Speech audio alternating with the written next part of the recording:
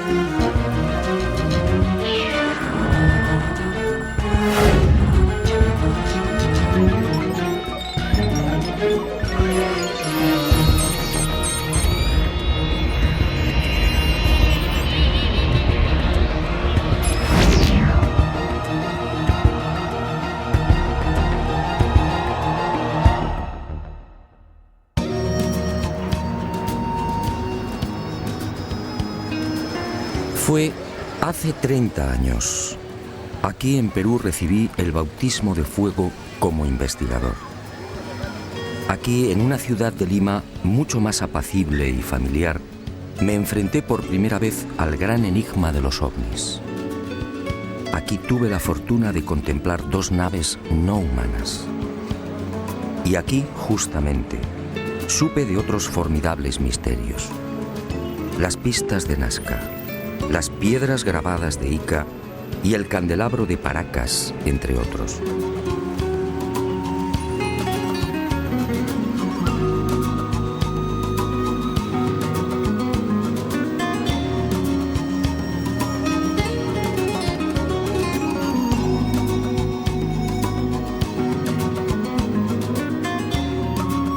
Sí, es mucho lo que le debo al Perú.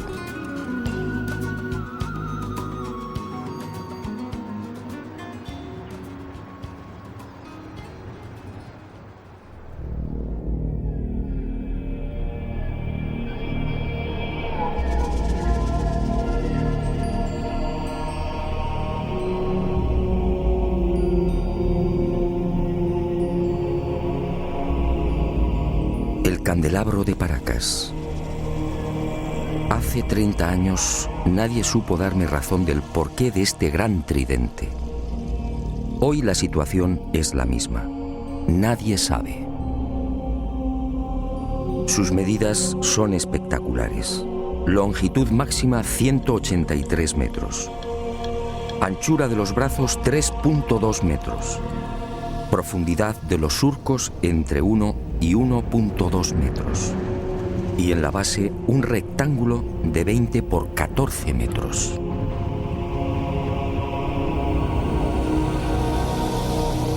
A simple vista la gigantesca figura parece elaborada con la técnica del vaciado.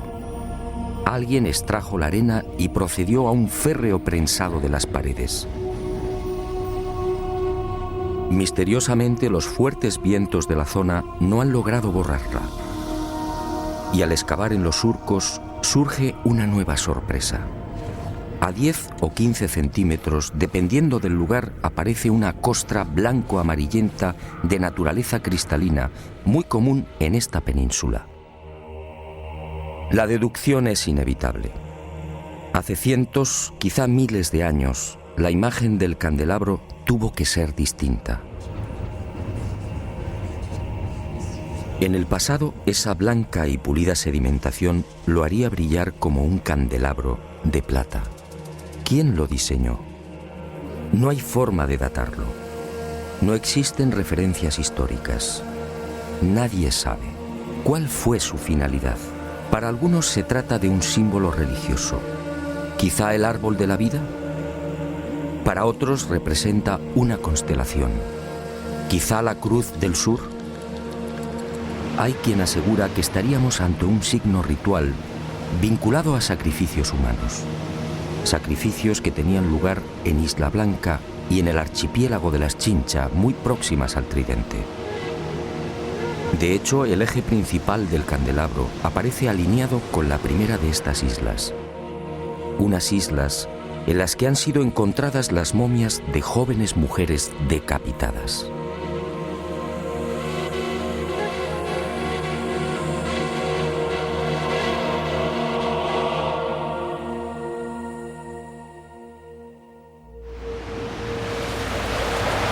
Para la mayoría de los estudiosos del candelabro, estas explicaciones son dudosas. Hay algo, sin embargo, en lo que todos coinciden. Por sus dimensiones y la estratégica ubicación sobre el acantilado, con una inclinación de 40 grados en relación al mar, el gran tridente parece dibujado para ser observado a distancia. En los días claros, la figura puede ser contemplada a 20 kilómetros. ¿Se trata, por tanto, de un especialísimo faro? ¿Estaríamos ante una señal indicadora? Sinceramente, no hay forma de saberlo. El eje central y principal del tridente señala al sur, exactamente al rumbo 180 grados. En otras palabras, es falso que el célebre candelabro de Paracas esté orientado hacia los míticos y sagrados lugares de Cusco, Machu Picchu, Tiahuanaco o Nazca.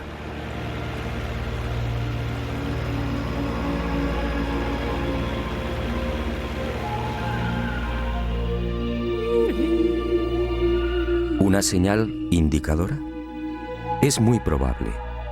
Una señal para los navegantes y sobre todo para los que surcaban los cielos. Pero ¿quién tenía la capacidad de volar hace cientos o miles de años?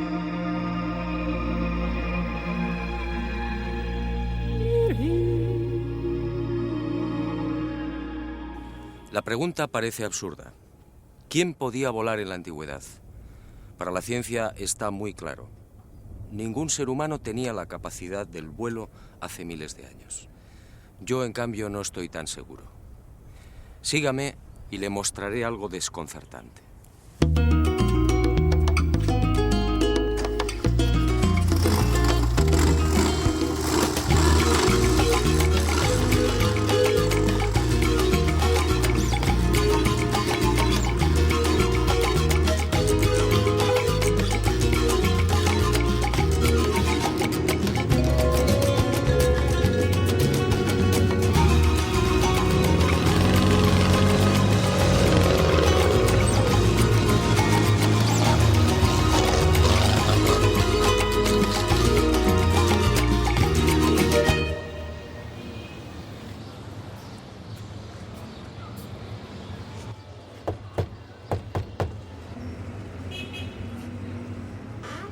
Se han cumplido 30 años desde que crucé el umbral de esta puerta por primera vez.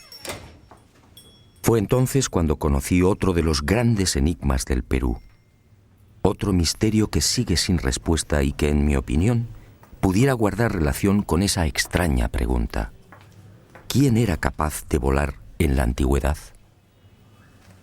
En esta casa museo y durante más de 3 décadas, el doctor Javier Cabrera Darquea, fallecido a finales del año 2001, fue reuniendo la más increíble colección de piedras grabadas. El conocimiento establecido, ¿verdad?, nos parece inamovible.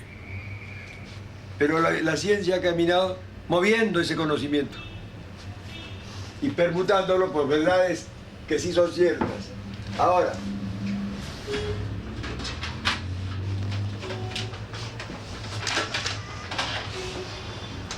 esos instrumentos que ha visto ahí. Ahí está. ¿Como el hueso, claro? Hueso humano, tibia humana. 11.000 piedras de todos los tamaños, con unos altorrelieves asombrosos. Toda una biblioteca lítica desenterrada en el vecino desierto de Ocucaje. Todo un tesoro arqueológico que, al parecer, le fue suministrado por los indios. Pero el doctor Cabrera murió sin que la ciencia reconociera su gran labor. Es verdad, sí. Y este es el... Lo mismo que salió en Japón, salió acá en Paracas. Ah, sí, es verdad, sí. Los seres que llevaban como una... En las piedras aparecen unos hombres realmente singulares. Son representados con grandes cráneos y con manos de 4 dedos, siempre sin pulgares. ¿Quiénes son estos seres? En opinión del doctor Cabrera, estaríamos ante una humanidad desconocida y remota que habitó la Tierra hace millones de años. Una humanidad, aseguraba el médico peruano, que alcanzó unos conocimientos y una tecnología extraordinarios. Y por razones desconocidas, desaparecieron.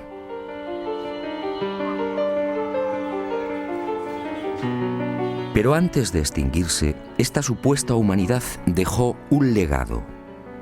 Miles de piedras grabadas con escenas desconcertantes. Según Cabrera, se trataría de una síntesis de su historia y de su sabiduría. Veamos algunas de estas increíbles secuencias. Trasplantes de órganos. ¿Un trasplante de corazón en la antigüedad? ¿Una intervención en el cerebro?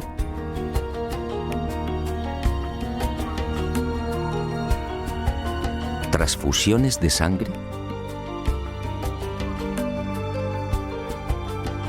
¿Cesáreas hace millones de años?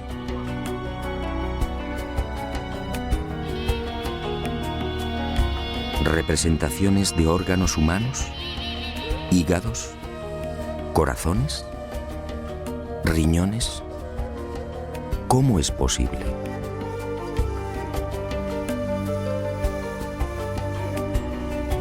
¿Continentes hoy desaparecidos?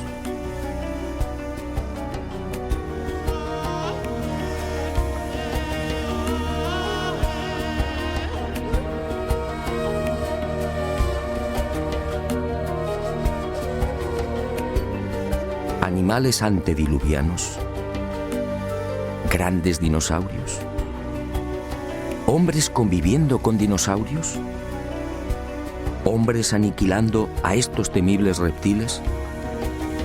¿Cómo es posible si estos animales desaparecieron hace 65 millones de años?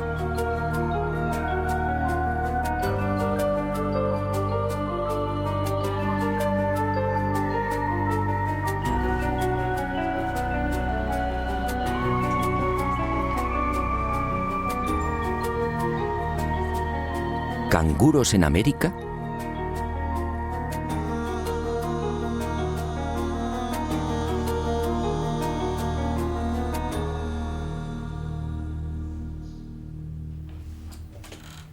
A lo largo de estos últimos 30 años, en las numerosas visitas a Ica y al desierto de Ocucaje, traté de descubrir el yacimiento del que supuestamente se extraían las piedras grabadas.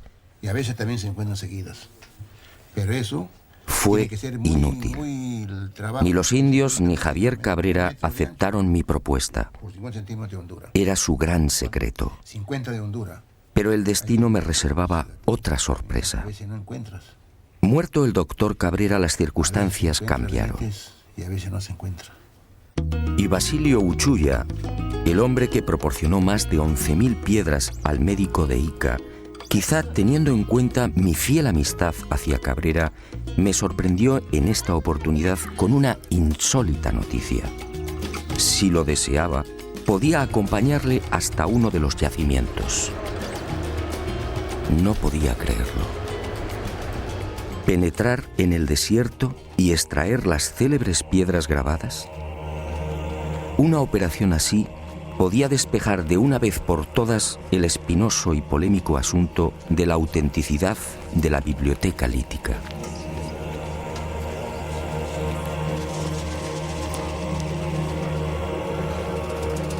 Eran las 08 horas de un caluroso miércoles 16 de enero del año 2002. Y nervioso, esperé.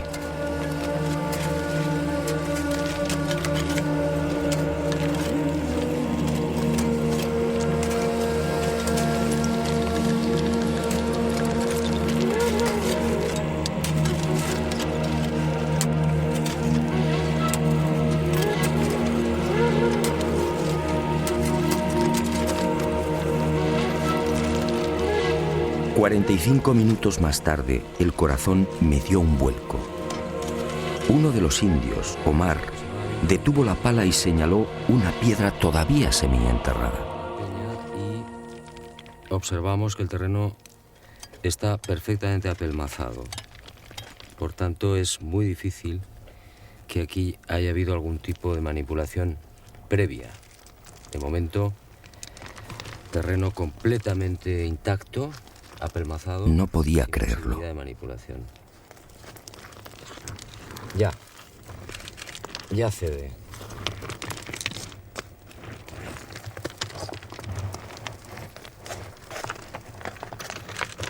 Es pesada, grande, de unos 30 centímetros y probablemente de unos 5 kilos de peso por lo menos. Y le corta la cabeza Al dinosaurio. al dinosaurio. El dinosaurio con la desesperación pone la mano en el pecho y la otra la pone abajo. Eso es su pierna de él. Su otra mano que el indio corre a matarlo. Su plumaje. Y a este primer hallazgo le siguieron otros. Los indios descubrieron nuevas piedras grabadas a razón de una cada 10 minutos. Es la tercera Todas piedra ellas, que en encontramos apariencia, en habían sido aproximadamente sepultadas mucho tiempo 40 antes. minutos. La ha encontrado Omar, ¿no? Sí. Omar. Sí. Y vamos a proceder a la extracción. Volvemos a insistir, terreno completamente apelmazado, que no se ha tocado evidentemente pues en muchísimo tiempo.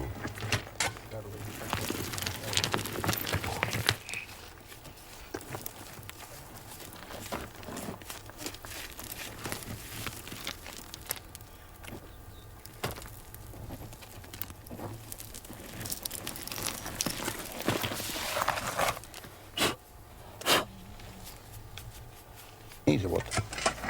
Las grandes que tú le llevaste a Javier Cabrera, En la parte de allá. de allá. Bueno, esta es la cuarta piedra. Son las 10 menos 5 de la mañana, fuerte calor, pero creo que está mereciendo la pena porque ante nuestra sorpresa aparece una más. ¿Quién sabe cuántas puede haber aquí, en este cerro?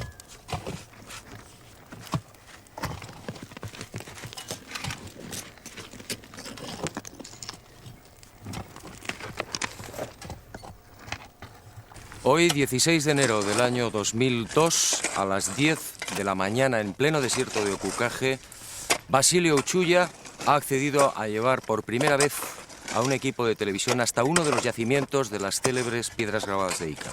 Y nos hemos llevado la gran sorpresa. En 40 minutos han conseguido extraer 4 de estas misteriosas piedras. Este, sin duda, es un momento histórico. Aquella experiencia, sinceramente, me dejó perplejo No el tiempo, pero que no es de ahora. y sentí una extraña alegría. En cierto modo, esta primicia mundial venía a compensar muchas de las amarguras sufridas por el doctor Cabrera. Ahí sí puede ser. Basilio, Y brindé ¿por por él y por la valentía y coraje que demostró en vida. Pero este importante hallazgo solo era el principio de una nueva investigación. Ahora debía someter estas piedras a toda una batería de minuciosos análisis. ¿Se trataba de grabados antiguos? ¿Estábamos ante una humanidad perdida y remota? Y el enigma de Ica se oscureció mucho más. ¿Quién podía volar en la antigüedad? En la biblioteca lítica de Ica aparece grabado con nitidez: hombres prehistóricos volando sobre grandes pájaros. ¿Los domesticaron? ¿Se trata de gigantescos reptiles voladores? ¿Y qué decir de estos pájaros de aspecto mecánico? ¿Qué quisieron representar? Y cuerpo humano. Entonces, un momentito. Ni qué decir tiene que la arqueología oficial no acepta las teorías y conclusiones del doctor Cabrera de Arquea.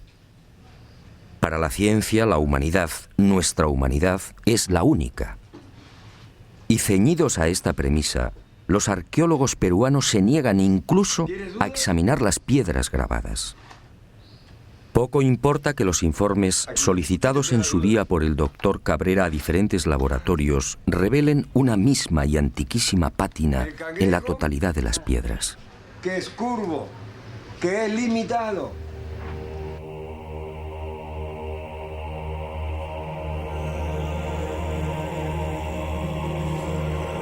Como tampoco importa que algunas de estas piedras grabadas fueran halladas en el fondo de tumbas precolombinas.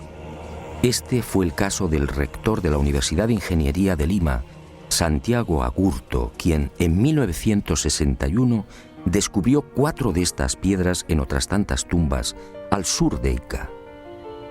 Tumbas cuya antigüedad fue estimada en 2.300 años.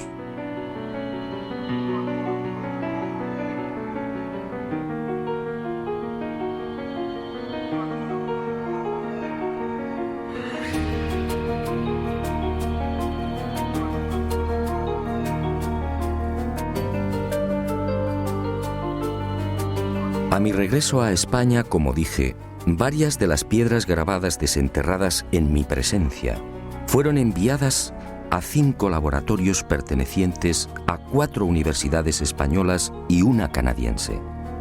Aunque los estudios no han concluido, los primeros análisis arrojaron el siguiente resultado. En algunas de las piedras, las zonas grabadas presentan una oscura pátina, consecuencia muy probablemente de un largo proceso de oxidación natural. En palabras sencillas, esos grabados no son recientes.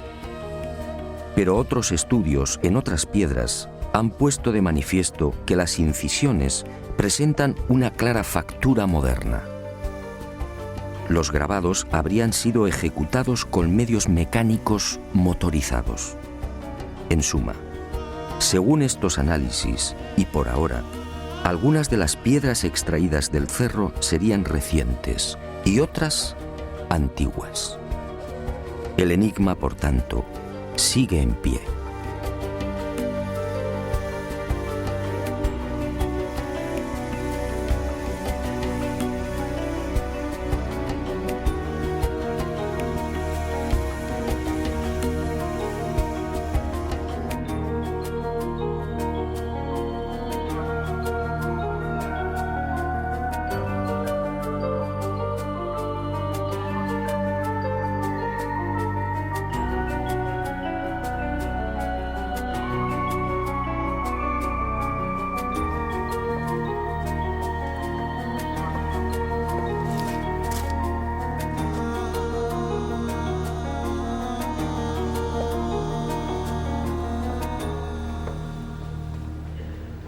Sea como fuere, lo cierto es que los antiguos peruanos parecían obsesionados con el hecho de volar. Esta es otra prueba, una prueba determinante.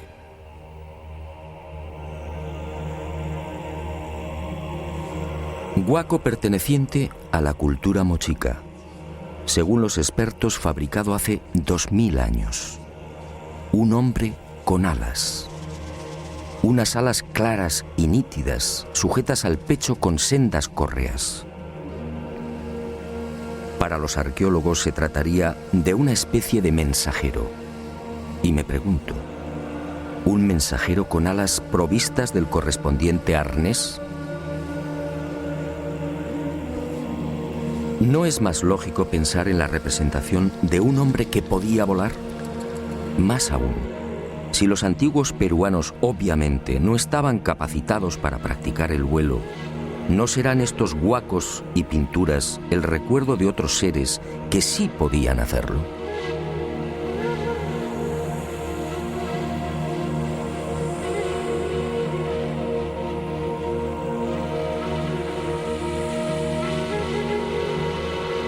Dioses que sobrevolaron el Perú y que marcaron para siempre la memoria de los primitivos pobladores.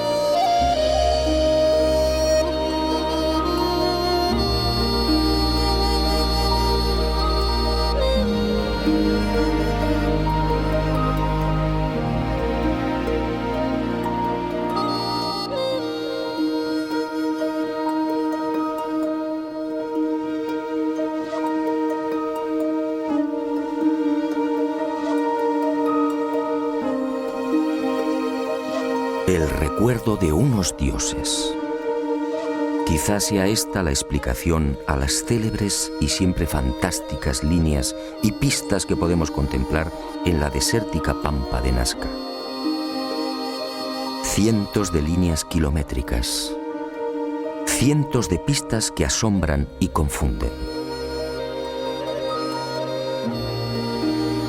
Cientos de figuras dibujadas en un paño de casi 600 kilómetros cuadrados, estratégica y misteriosamente concentradas en las pampas y cuencas de Jumana, Santa Cruz, Río Grande, Palpa, Ingenio y Nazca.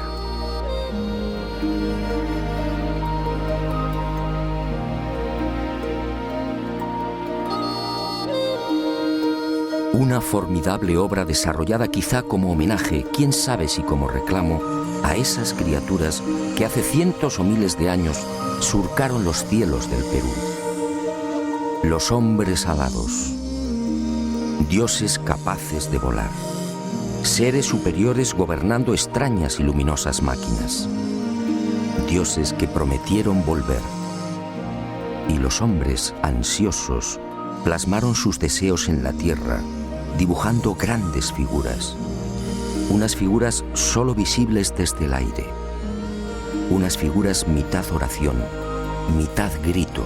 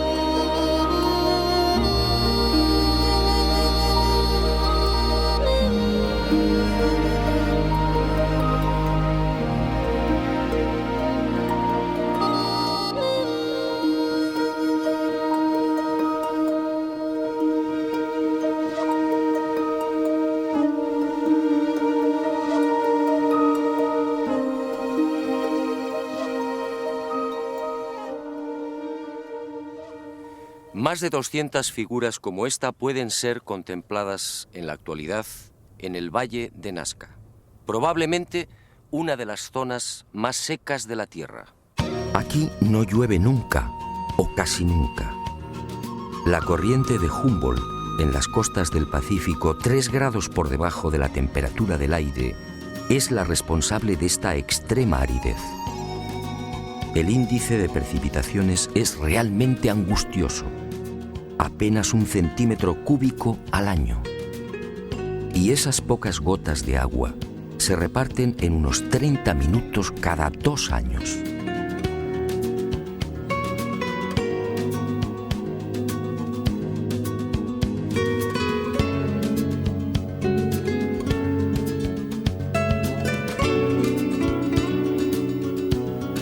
Esta circunstancia ha permitido, en definitiva, que las líneas, pistas y figuras de Nazca se conserven casi intactas a lo largo de los siglos. Y a la ausencia de lluvias hay que añadir también otro interesante y peculiar factor que ha preservado casi milagrosamente la integridad de este tesoro. Los guijarros de la pampa, sometidos durante el día a fuertes temperaturas, acumulan el calor, creando una especie de colchón que aísla la superficie del terreno y sobre el que se deslizan vientos y arenas. Me parece buena la interpretación porque eso hace de que se genere ese colchón que tú mencionas, el Valle de Taruga o la zona de Palpa, ¿no? Donde también vemos inmensa cantidad de...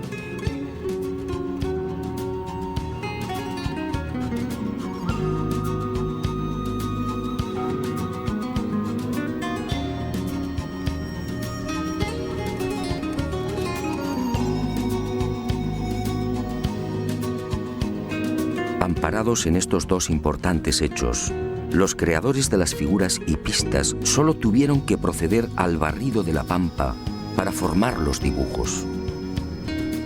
Al rayar la rojiza superficie del desierto, rico en hierro, aparece de inmediato una blanca capa de sílice, y el contraste de colores da vida a los formidables geoglifos.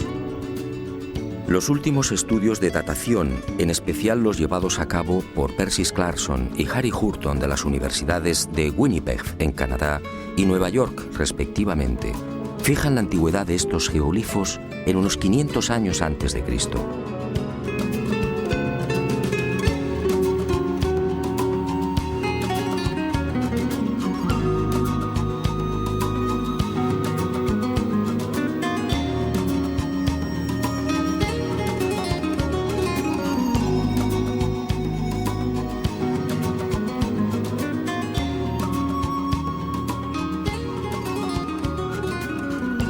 A diferencia de lo que sucede con el candelabro de Paracas, estas figuras de la pampa nazqueña sí disponen de un respaldo histórico.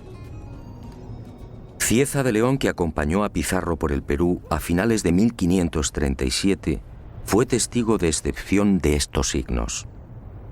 Así los califica. Signos en algunas partes del desierto que circunda Nazca. Y añade en sus crónicas que dichos signos eran tomados como caminos a seguir por las comunidades indias.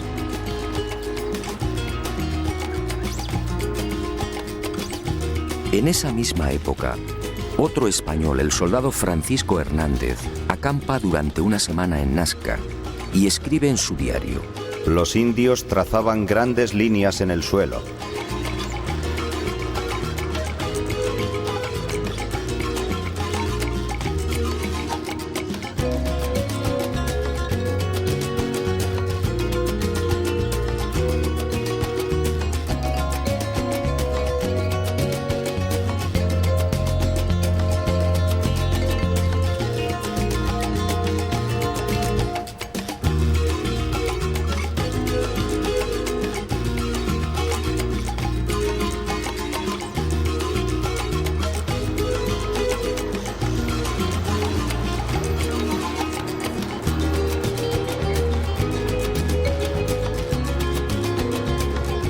Años después, en 1586, el corregidor Luis de Monzón se dirige al virrey Toledo y le relata la siguiente historia. Antes que los españoles dominaran a los incas, en tiempos antiquísimos, un pequeño grupo de otro tipo de gente a la que llamaban los viracochas llegó a esta tierra. Y obedeciéndoles, los indios los siguieron e hicieron caminos que hasta ahora se pueden ver, largos como una calle, a cuyos lados construyeron muros bajos. ¿Los viracochas? ¿Quiénes eran? Cuando consulté a los indios, todos coincidieron. Señalaron al cielo y exclamaron: dioses, dioses que volaban, dioses que llegaron de Tiahuanaco y trajeron el arte y la agricultura, dioses que enseñaron cómo dibujar las líneas y figuras.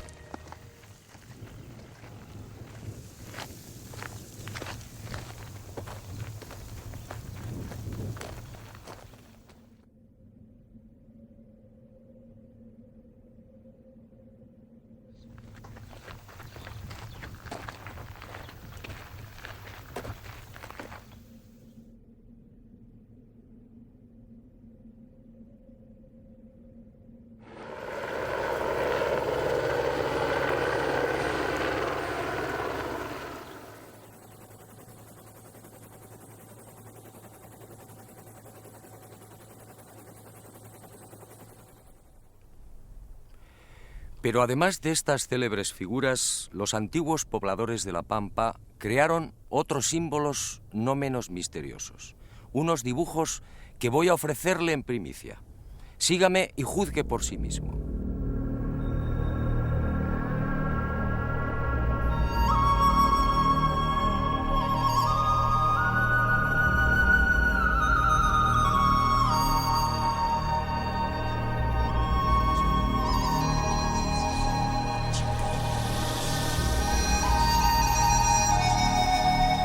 Al norte de la ciudad de Nazca, a poco más de 25 kilómetros, y entre los resecos arenales de Palpa, Ica y Ocucaje, este planeta encantado nos reserva otra sorpresa. Decenas de geoglifos desconocidos. Alrededor de 300 figuras similares a las de Nazca, que nunca fueron filmadas.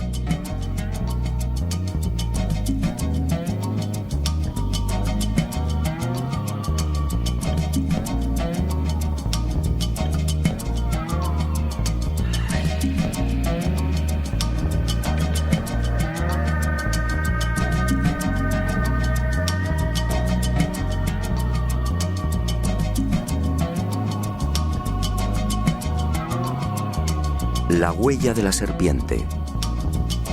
Más de 10.000 orificios de 1 metro de profundidad y 90 centímetros de diámetro que trepan por laderas y cerros. Nadie sabe qué significan.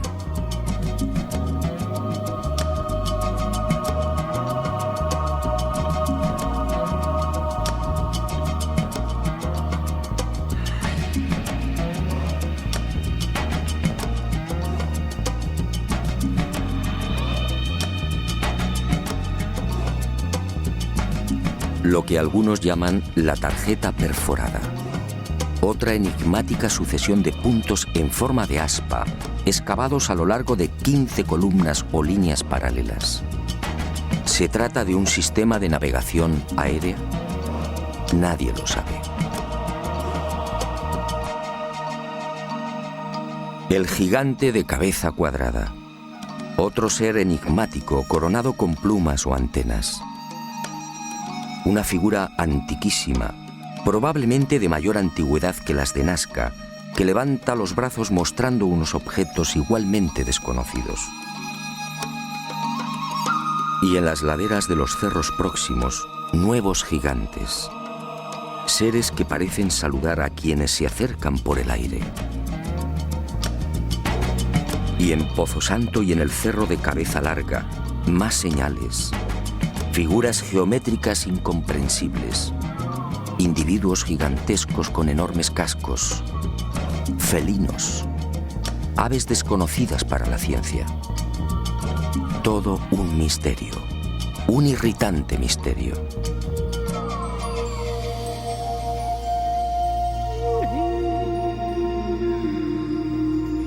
Y al igual que en el Valle del Ingenio, más líneas y pistas, cientos.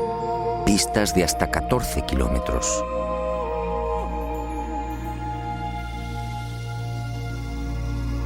Pistas de trazado impecable, entre las que surgen elaboradas figuras de aves y flores. Imágenes que lamentablemente, como dije, están siendo destruidas por la mano del hombre. Y en el calcinado arenal de Ica, otro desafío. Esta figura fue descubierta en 1984 por los pilotos de Aerocóndor en la hacienda San Javier. Desde entonces recibe el nombre de la Estrella de San Javier. Mide 64 metros de diámetro y constituye sin duda el más arduo de los jeroglíficos. ¿Qué significa la gran cruz central? ¿Cómo debemos interpretar los 200 orificios y las decenas de líneas que unen los círculos? ¿Estamos ante un mensaje matemático?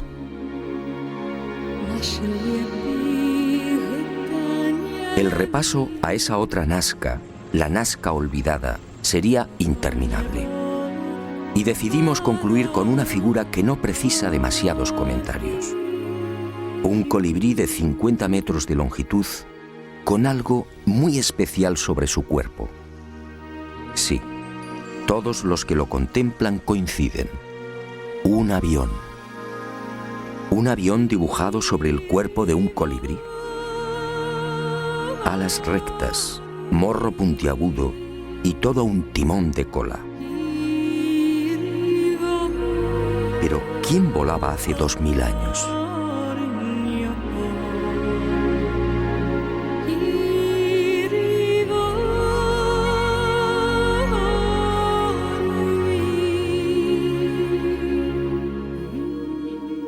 El enigma de Nazca ha cumplido 75 años.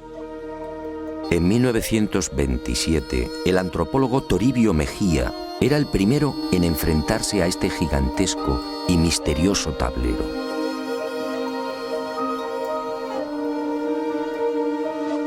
Después sería redescubierto por toda una legión de expertos. Para Kosok, por ejemplo, estas figuras eran la representación de las trayectorias del Sol, de la Luna y de los planetas. En otras palabras, el mayor libro de astronomía del mundo.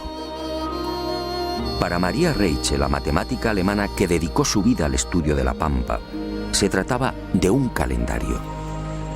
Un formidable calendario en el que las figuras reproducían constelaciones y las líneas marcaban solsticios y equinoccios. Gerald Hawkins sometió esta teoría de Reiche a las computadoras y comprobó que la hipótesis del calendario era falsa. Para el explorador inglés Tony Morrison, las líneas son caminos, senderos sagrados que unirían templos. Pero, ¿dónde están esos supuestos templos? Otros, como Jim Gutman, están convencidos de que los antiguos pobladores del Perú llegaron a fabricar y utilizar globos aerostáticos. Así, dicen, diseñaron las figuras. Dobkin, de Ríos y Cárdenas van más allá y apuntan una explicación tan poco convincente como las anteriores. Según estos científicos, las figuras de Nazca no serían otra cosa que el resultado de la ingestión de alucinógenos por parte de los indios. William Isbell, en cambio, afirmaba en 1980 que estos geoglifos fueron la consecuencia de un simple entretenimiento, un procedimiento para mantener ocupada a una gran masa de población. La hipótesis no se sostiene porque, entre otras razones, estas figuras fueron trazadas a lo largo de 1500 años como mínimo. Henry Sterling llegó a proponer una explicación que obviamente fue desestimada. Los geoglifos de Nazca, escribió, son en realidad un gigantesco telar. Y recientemente se ha puesto de moda otra versión que tampoco termina de convencer. Según el hidrólogo Stephen Mabey y el arqueólogo Donald Prulls, estos cientos de imágenes serían simples marcadores de aguas subterráneas. El problema que hace tambalear los informes de estos científicos de la Universidad de Massachusetts es que de las 500 figuras existentes en los desiertos peruanos, solo 5 coinciden con napas o mantos de agua subterránea. Solo 5.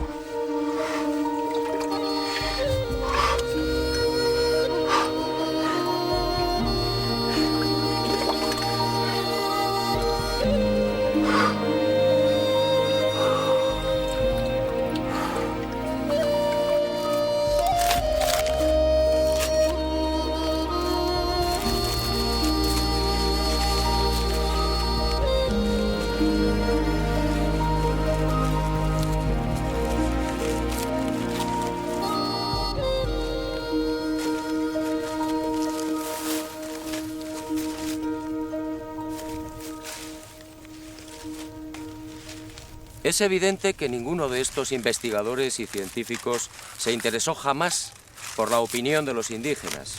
Yo sí lo he hecho. Y esta es mi conclusión. La tradición peruana dice: hace mucho tiempo, sobre esta pampa descendieron unos seres que podían volar. Fueron los viracochas, los dioses llegados del este. Unos hombres buenos que trajeron la paz, la concordia y el progreso. Y fueron esos dioses quienes dibujaron las primeras líneas y figuras. Después, nosotros, los hijos de los viracochas, seguimos su ejemplo y aprendimos a dibujar en la arena. Ellos lo verán algún día y regresarán, y regresarán, y regresarán, y regresarán, y regresarán, y regresarán, y regresarán, y regresarán.